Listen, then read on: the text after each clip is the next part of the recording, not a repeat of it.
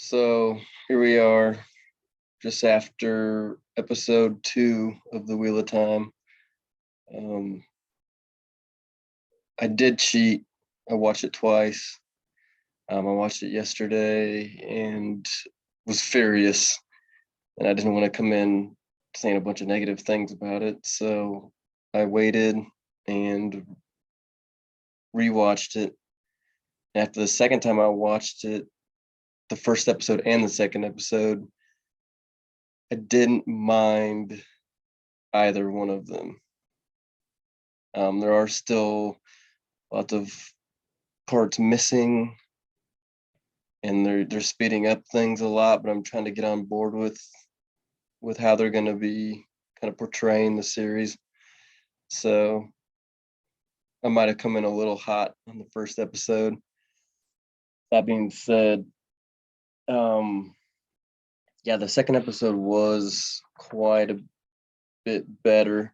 Didn't like how they did kind of rush the whole White Cloaks thing, and the whole trip to Shadar Logoth. That's kind of that building to that is kind of key. That's really important for character building throughout the rest of the series. It kind of shows you who the characters are, who they're kind of maturing into. Um, but they did use a lot of scenes and quoted from the book a lot too, and I did appreciate that. Um, that one thing that I didn't care for as much was they're kind of making Rand out to be a big baby, and he's not. He was always I've always remembered him as the mature one of the mature ones. Matt seems to be the most mature so far, and that's opposite from what I'm used to. But I almost kind of wonder if the show's gonna be like short. The series is gonna be shorter. It's 15 books, but at the rate they're going now, they're gonna be done in 3 seasons, 4 seasons max. Um, Land still isn't giving me much hope. He's kind of he's not kind of as strong and as emboldened as I'm wanting to see from him, but he does care about Moraine a lot, and that is super accurate.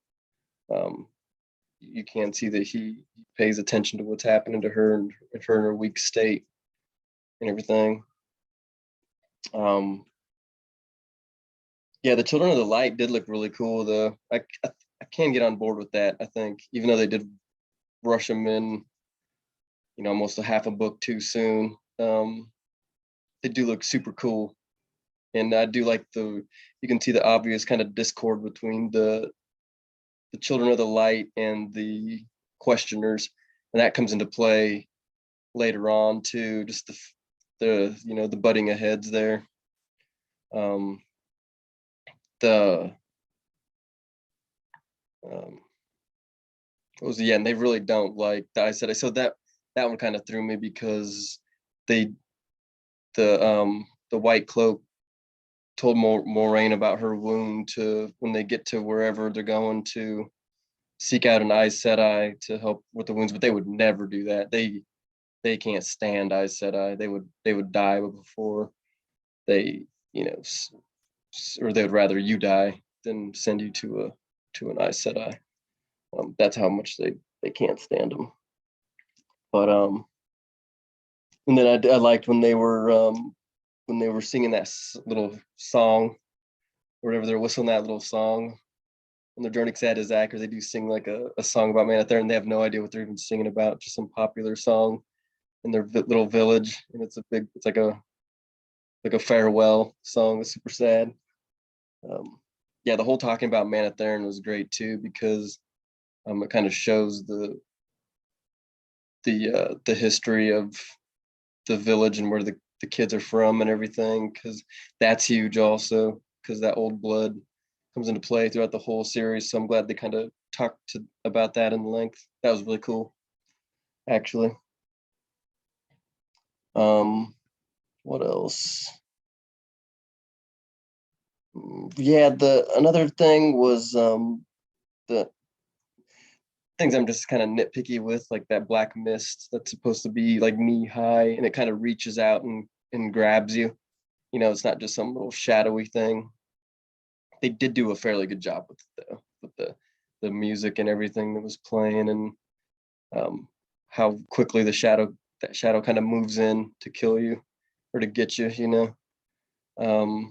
Probably the most accurate part of the book or of the show so far is right at the end where Nynaeve gets the drop on land, because that's huge, and really that's right out of the book. He's so shocked that she surprises him. Because no one ever sneaks up on land. He's the ultimate. One thing you gotta know about him, he's the ultimate. Even when Robert Jordan he's talked about him before. He's like, Lan is the epitome of every badass character I've ever read in every book. Like, he's all of them put together, right? So he's the expert tracker, hunter, leaves all these signs and everything. He can follow anybody, move very stealthily. So the fact that he got, taken by surprise by some little country girl, that's great. And that kind of shows you how the Two Rivers folk are too. They're hunters by nature. They have to hunt to survive and everything. So she grew up, tracking and all this stuff. So, he's kind of looking at Two Rivers folk in a whole new light, which is cool.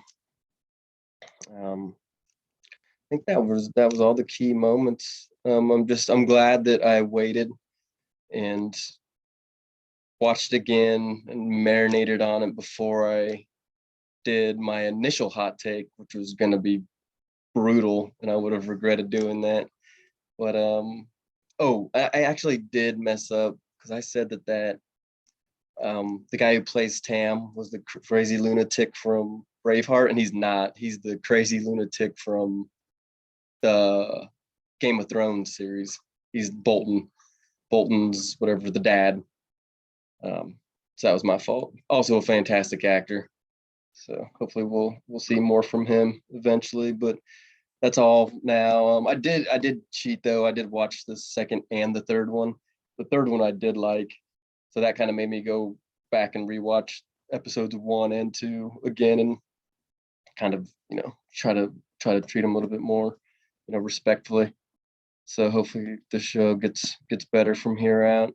I guess maybe there is just a glimmer of hope. But all right, I'll get back to y'all after episode 3.